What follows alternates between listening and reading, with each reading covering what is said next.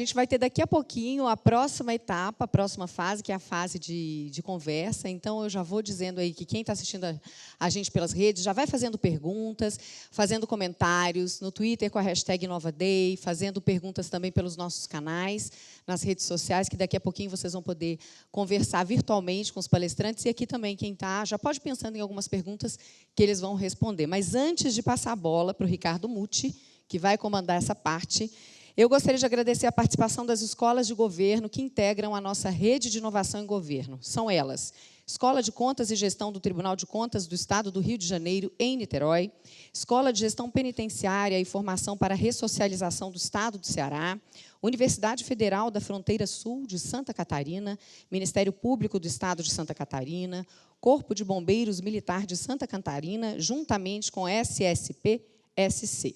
Bom, e nos dias 5, 6 e 7 de junho aconteceu mais uma edição do GovJam. A gente anunciou aqui que as inscrições estavam abertas, agora a gente anuncia que aconteceu, foi ótimo. Aconteceu no JustPleb. Quem não sabe, o GovJam ele é organizado pelo Comitê Gestor do InovaDay e é uma jornada, são 48 horas em busca de soluções, usando a abordagem de Design Thinking para um desafio, que é um desafio mundial e que é secreto. Eu sei, porque eu já participei, é muito interessante, e todo ano São Paulo abriga esse evento. E se você tiver curiosidade, quiser participar no que vem, ou quiser saber o que aconteceu, pode entrar no site do inovaday.com.br/GovJam. Quando você entrar lá no GovJam, vai na aba 2018 para ver como é que foi essa edição. E, em breve, os vídeos, o vídeo fazendo um resumo do que foi o evento, vai estar lá para você assistir também.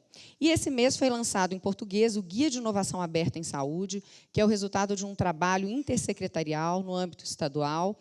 Essa iniciativa surgiu na Subsecretaria de Inovação. A obra faz parte do projeto colaborativo São Paulo Inovação Aberta em Saúde. Foi financiado pelo Prosperity Fund, do governo do Reino Unido, pelo governo de São Paulo, foi implementado pelas organizações parceiras Nesta e 100% Open, que são britânicas, e aqui, pelo Brasil, Fundação Vanzolini e Fundação Instituto de Administração. Eu estou aqui com a publicação em português, super bonita, depois quem quiser ver. E o objetivo desse trabalho é incentivar a produção e a prática de novas tecnologias voltadas à saúde pública. Esse guia aqui mostra exemplos mundiais de inovação aberta na área da saúde e analisa como os governos, como as empresas, como os pesquisadores e a sociedade civil contribuem para medidas inovadoras, passando desde a identificação das necessidades, à criação de novos produtos de forma colaborativa. A finalidade dessa publicação é auxiliar formuladores de políticas públicas e também tomadores de decisão a encontrar formas para aprimorar a saúde. Bom, e também, só para dizer que daqui a pouco, na nossa página no Facebook, você vai encontrar uma novidade, que a gente vai ter um resumo em texto das palestras aqui, os principais pontos das palestras que foram apresentadas aqui. E agora eu vou passar a bola para o Ricardo Muti, outro jornalista que vem aqui para o palco, para comandar a conversa com os nossos palestrantes. Obrigada, Ricardo. Nós já estamos recebendo aqui no nosso chat algumas perguntas. Está todo mundo muito curioso para saber como eles podem usar essas tecnologias. Eu só queria fazer uma reclamação. O meu saquinho de peças ali do Lego veio faltando uma peça. E o Álvaro usou uma peça adicionalmente, que o patinho dele ficou bem mais bonitinho que o meu. Mas, como todo mundo fez um patinho diferente, então eu senti que eu paguei o pato nessa. Bom, vamos começar. O Marcelo Andrade gostaria de perguntar para o Alexandre: como as empresas podem evoluir? Essa pergunta aqui deve valer $1 bilhão, mais ou menos, mas tudo bem.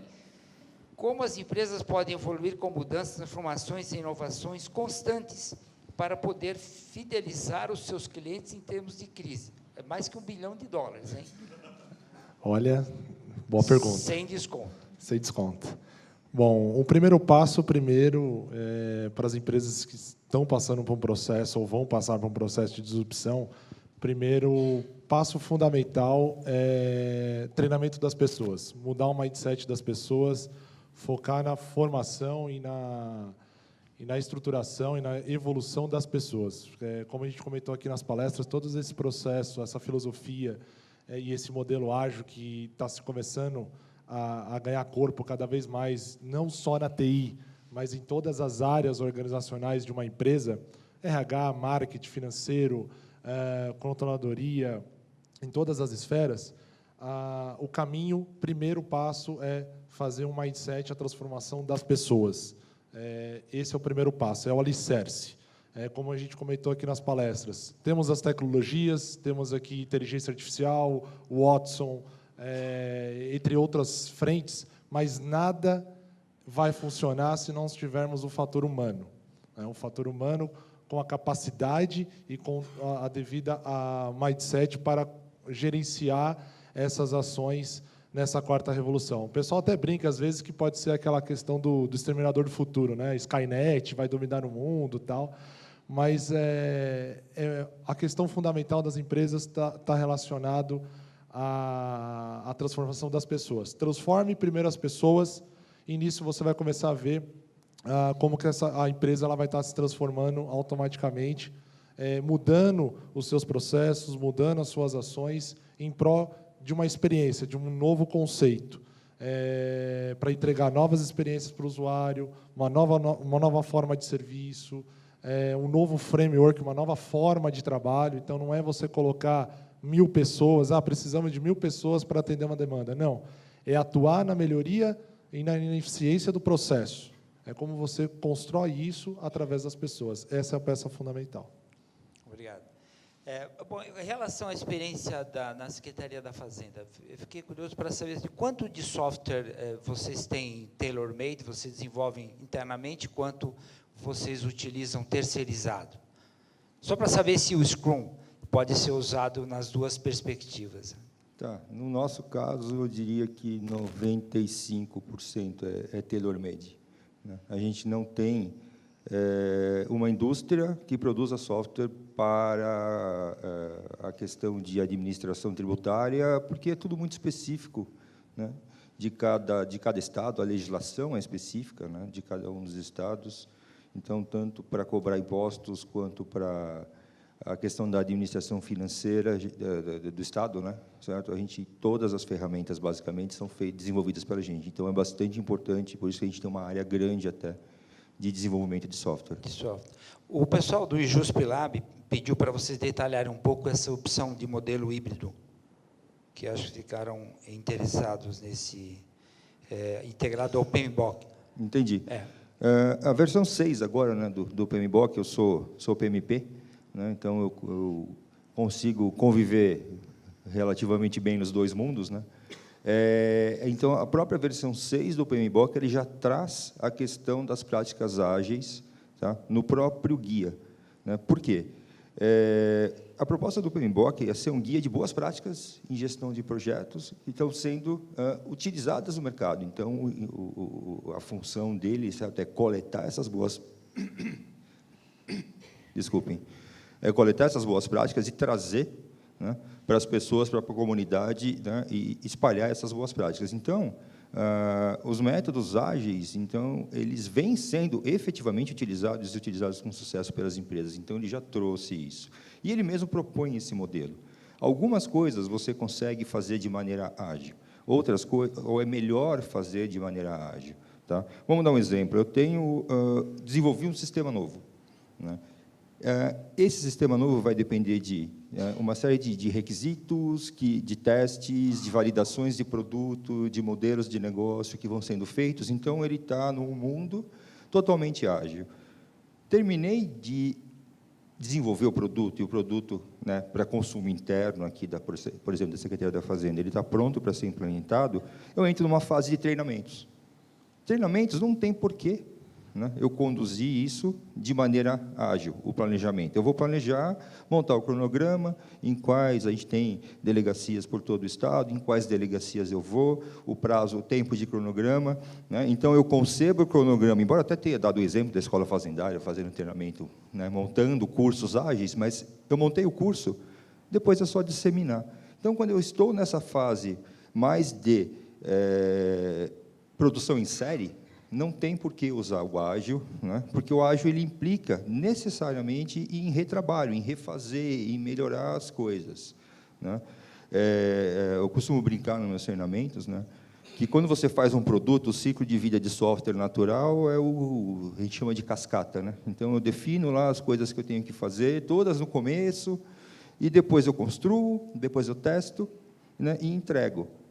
Ele é perfeito, né? Ele é o melhor ciclo de vida que existe, ele é o mais barato, ele é o mais efetivo, ele é o mais eficiente, ele só tem um defeito, ele não funciona.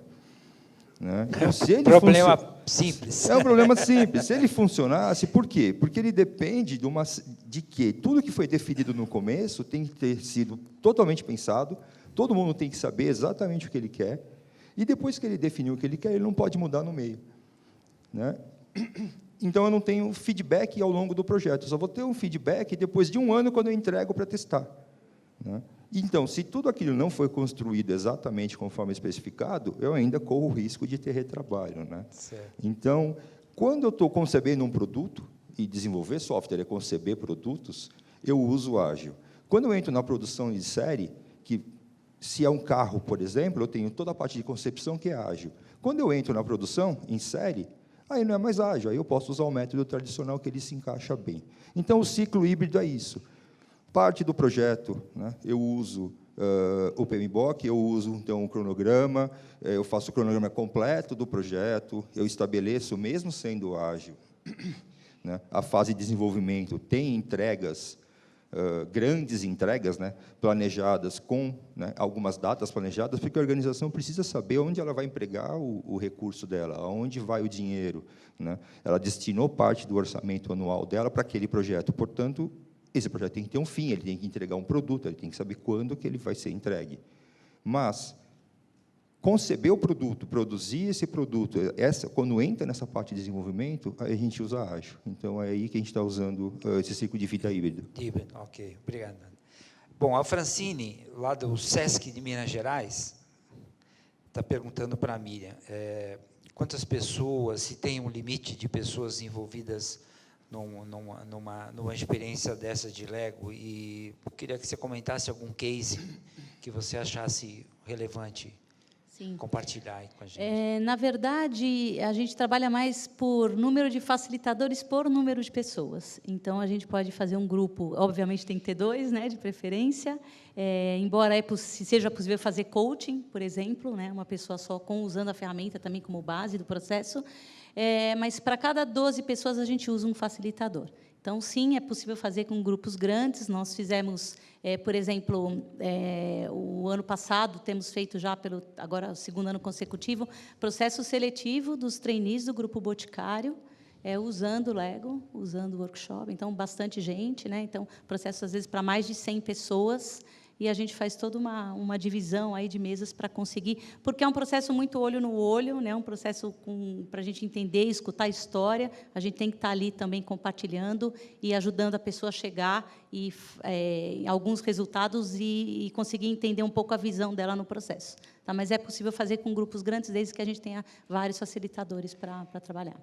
É possível, a Júlia Costa aqui pergunta se é possível utilizar o Serious Play, imagino que sim, nas salas de aula. Sim, sim. Na verdade, a Lego Education ela não usa o Lego Serious Play, mas ela usa a metodologia também em sala de aula. Né? Tem bastante, o próprio SESI utiliza bastante a robótica e o Lego. E, sim, existe uma vertente de Lego Serious Play que pode ser adaptada, porque depende das perguntas que a gente faz e do foco com que a gente trabalha. É customizável, sim, para a sala de aula. Bacana.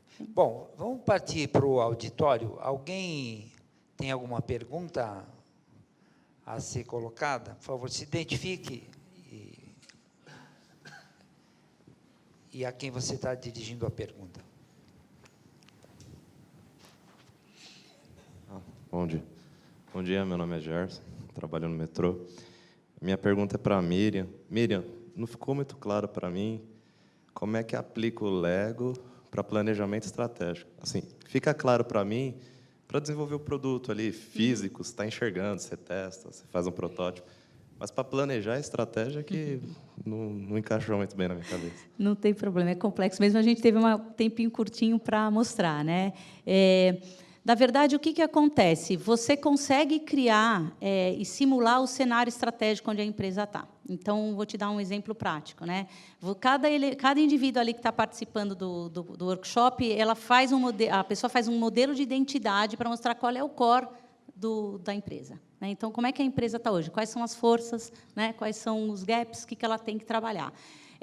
Cada indivíduo depois vai juntar a sua visão para um modelo central, né, em que todo mundo vai representar as visões sobre como é esse posicionamento estratégico hoje.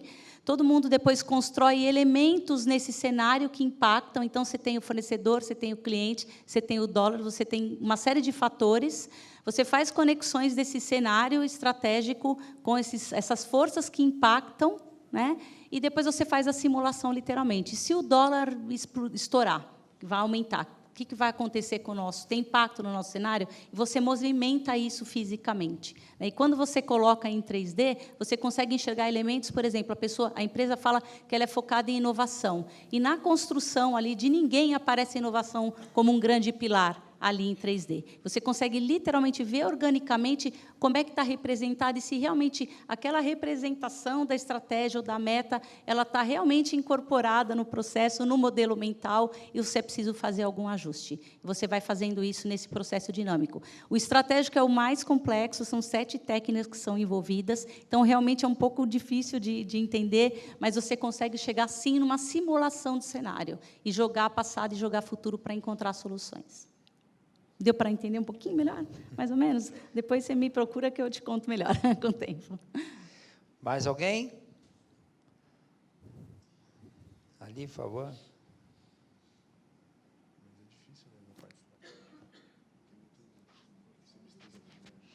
Bom dia, meu nome é Roberto Eno. Acho que a palestra de vocês tem uma grande sinergia, então, em inovação, ideação, o ato de brincar aprendendo.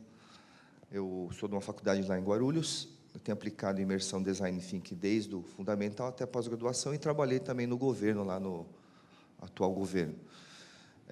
Em relação à palestra 2, da implantação Scrum, eu vi que vocês citaram que a liderança, os secretários foram empoderados com o método ágil. Né? No insight de vocês todos, como é a experiência, como são assim, alguma estratégia para a gente começar com o empoderamento com eles? Porque a gente sabe que a barreira, tanto no meio corporativo e público, tem que começar, né, pela liderança. A gente sempre começa pela camada, né, nós, a hierárquica. Então, qual a sensibilidade de vocês para a gente ter essa estratégia de começar com o empoderamento de cima para a gente poder estar implantando uma inovação? Essa é a pergunta. Bom, a definição da alta administração de ser ágil é uma definição deles próprios, né? O que eu acho que a gente fez aqui que permitiu que isso fosse para frente foi já ter dado passos anteriores a isso, mesmo quando o cenário não era totalmente propício, e usar esses cenários como marketing. Né? A gente tinha cases aqui que tanto a área de TI quanto a área de negócio publicamente defendiam que aquilo foi positivo para os seus projetos. E quando, no nosso caso, quando o secretário chegou e ele viu que aquilo lá estava andando, ele acreditou que era possível ir para frente. Ele viu um cenário aqui fértil, né? Ele poderia eventualmente chegar aqui e ver, poxa, serviço público, servidor público, todo mundo é resistente e nem adianta querer. No nosso caso, ele viu que tinha um cenário fértil e encampou a iniciativa.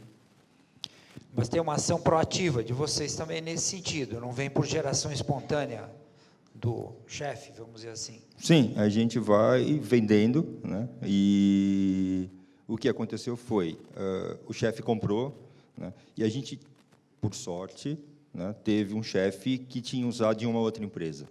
Né? Então, quando a gente vendeu, não precisou vender, era uma coisa que ele já tinha experimentado e tinha tido sucesso. Tá? Então, teve uma certa conjunção favorável. Tá? O que a gente começou no ano passado, a gente trouxe, né, uma empresa para cá, a gente conversou com o pessoal da Serpro, né, e eles já tinham feito uma transformação ágil, então eles tinham um formato de um projeto de transformação ágil. E eles tinham um treinamento para os executivos. Né? um treinamento para as lideranças gerenciais da empresa, um pouco mais profundo, para participar como Product Owner, mas para os executivos, né, tinha um treinamento de o que era essa transformação, quão importante ela era, e com isso eles conseguiram, né, eles aplicaram na própria empresa.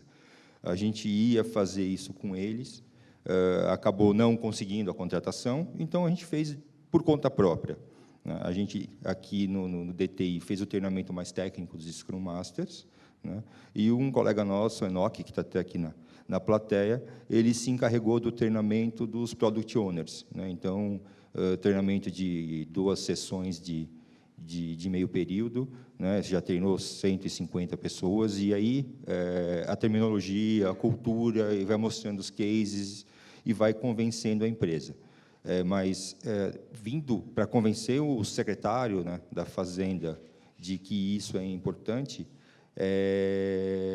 eu acho que, né, ele tem que vir da experiência dele, ele tem que reconhecer que a tecnologia da informação é extremamente importante para a empresa, ele tem que estar convencido e convencer as pessoas que não basta a área de TI entender o negócio, mas a área de negócio, nos dias de hoje, também tem que começar a entender de tecnologia, né, porque cada vez mais não tem negócio, né, sem tecnologia, né, sem inovação, sem o uso de ferramentas de software, de hardware e assim por diante, né. Então, pelo menos ele não precisa saber o detalhe, ele não precisa saber programar, não precisa saber nada, mas ele saber como é que ele consegue usar a TI, né, para viabilizar o negócio, para potencializar o negócio dele. Potencializar o negócio é importante.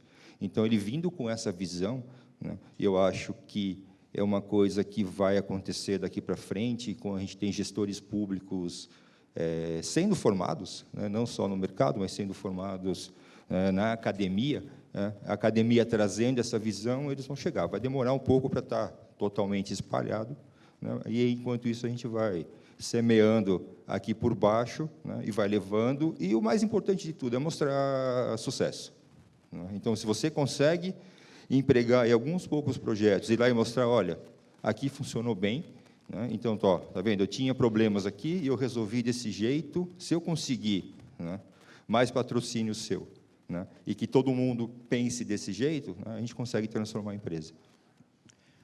Ok. Mais alguma pergunta? Não? Ali. Infelizmente, não consegui acompanhar, parece, desde o começo, que tive um problema pessoal, mas me interessou a questão que falaram do modo de trabalho híbrido, misturando o PMBOK com Scrum, porque, neste momento, nós estamos aplicando um modelo bem parecido, só que nós estamos enfrentando o problema com a questão do escopo, porque, quando você estipula um cronograma e fixa uma data para a entrega do cliente, nem sempre ele está tão flexível a aceitar a ideia da mudança do escopo, mesmo você mostrando as entregas, gerando valor para ele. Então, queria que vocês, de repente, pudessem explicar melhor para mim. Isso aí. Obrigado. O híbrido está fazendo sucesso, apesar de híbrido, né? Interessante. Bom, a ideia é que, quando uma área de negócio ela concebe um produto e ela precisa de um projeto, ela tem um escopo em mente, que vai ser detalhado no decorrer do projeto, né? O método tradicional seria ele gastar todo o tempo necessário para fazer a especificação detalhada desse produto.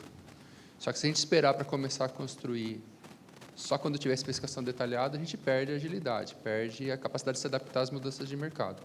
Então, a ideia é que, no começo do projeto, a gente faça um planejamento com as funcionalidades macro que ele espera. Tá? Então, eu sei que o sistema ele tem que estar pronto numa data, tem uma restrição de negócio, e tem um escopo que a gente quer entregar ele em fases, por exemplo. Então, a ideia é que, lá no cronograma PMBOK, a gente vá nesse nível de detalhe. Eu tenho tantos marcos, e em cada marco tem esse conjunto de funcionalidades macro que eu vou entregar. O detalhamento dessa funcionalidade em sistema, em telas, em integrações, isso vai sendo feito de maneira ágil. Tá? Então, como que eu vou pegar uma macrofuncionalidade e entregar numa entrega, num marco que está no cronograma, Isso não tem que ficar no cronograma, não tem que ficar gerenciando atividade a atividade dentro de um cronograma. Aí entra a gestão em sprints, na gestão do backlog com o PO. Tá? Se eu tiver mudanças na maneira que eu quero construir essa entrega dentro de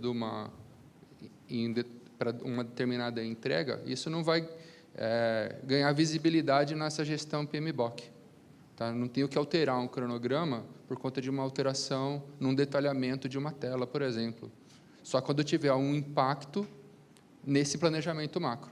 Tá? Então, o gerente de projeto consegue ter prazos, consegue ter escopos definidos, mas o detalhamento disso é feito de maneira ágil. Obrigado. Bom, vamos voltar às nossas perguntas vindas da internet aqui. Depois podemos retomar aí as perguntas da plateia. Alexandre, essa aqui é outra perguntinha de 100 milhões de dólares, mais ou menos. Boa. Essa questão do mindset, ela tem na educação um grande desafio, né? Essa coisa de mudar o jeito de educar, porque as crianças estão mudando o jeito de aprender, tá certo? Aí o Francisco Liberato, que é um educador lá de Belo Horizonte, pergunta: como preparar os nossos filhos para um mercado de trabalho absolutamente imprevisível? E você deu a triste notícia de que 80% dos empregos vão desaparecer em 20 anos. Então, ele está aqui querendo saber isso, como é que a gente educa as crianças em tempos de mudanças tão dinâmicas, tão avassaladoras, segundo as palavras dele. E aí, aquela velha história, como mudar as escolas também, porque é um processo que envolve todos os atores, né? Bom, a questão da educação, como a gente comentou ali, ela vai sofrer, ou vem sofrendo já um processo disruptivo muito forte da forma como a gente educa hoje, principalmente essas novas gerações. Um processo rápido da gente começar a educar no novo modelo está aqui, os patinhos. Isso já é uma nova forma de você pegar essa nova geração que veio com uma forma totalmente conectada, com todas as informações na palma da mão, mas como que ela consegue utilizar isso de uma forma benéfica, de uma forma que vai possibilitar que ela faça a interação com outras pessoas, que ela resolva problemas de uma forma mais criativa, que ela resolva conflitos e, principalmente, eu vejo que a gente tem, nessa nova geração, começar a criar líderes, começar a criar empreendedores, começar a criar gestores por uma nova forma de trabalho, que é a filosofia ágil, o modelo ágil de trabalho dentro das organizações. Então, quando a gente fala de educação, de um modo geral, aplicar métodos lúdicos, métodos participativos, métodos que interagem com as pessoas para que você consiga melhorar o seu hard skill e, principalmente, melhorar o seu soft skill. Essa é a base fundamental. E aí vai da evolução como trazer técnicas. Além do Lego, a gente tem técnicas também que eu aplico chama Marshmallow Challenge, que é criar uma torre de macarrão em 18 minutos. Escravos de Jó, por exemplo. São várias técnicas que a gente aprende na infância e, conforme vai evoluindo, você vê cenários, revoluções, e que essas técnicas elas sempre estão presentes nesse contexto, que é a integração entre as pessoas. O fundamental disso é integrar as pessoas, é fazer com que elas se comuniquem em prol de um objetivo. Então, a educação para essa nova geração ela tem que partir desta forma. Ok. Bom, aqui uma outra pergunta. Alice Coelho, ela quer saber o seguinte, Miriam: por que não se encontra o Lego Serious Play no Brasil? E e nos Estados Unidos também é muito difícil, ela está querendo adquirir a tecnologia. Qual é o caminho das pedras aí? Ainda é importado. Né? A Lego, na verdade, o Lego Serious Play ele não é um core business para a Lego. Né? Ele está hoje embaixo da fundação. A Lego vende kits educacionais e brinquedos. Né? Então, o Lego Serious Play está embaixo da fundação, mas não é um objetivo de mercado para venda hoje. Né? E no Brasil ainda não chegou. A gente já vem lutando há alguns anos para conseguir trazer essa importação. Mas é possível, sim, você importar e também usar kits alternativos que você consegue compor da área educacional, de brinquedos, para trabalhar, né, com uma diversidade de peças que permita você trabalhar a ferramenta e a metodologia. Tem algum endereço, na verdade, URL que elas possam obter mais informações? Então, é o site legoseriosplay.com. que é lá dos Estados Unidos mesmo, para entender as informações, e dar uma olhada nos sites das empresas que vendem materiais educacionais aqui no Brasil, que são 2 distribuidores hoje, que é a MK Sabe e o Grupo Positivo. São 2 empresas que vendem kits educacionais, que tem algumas coisas que a gente consegue usar. Não 100%, mas dá para aproveitar. Ok. Tá bom?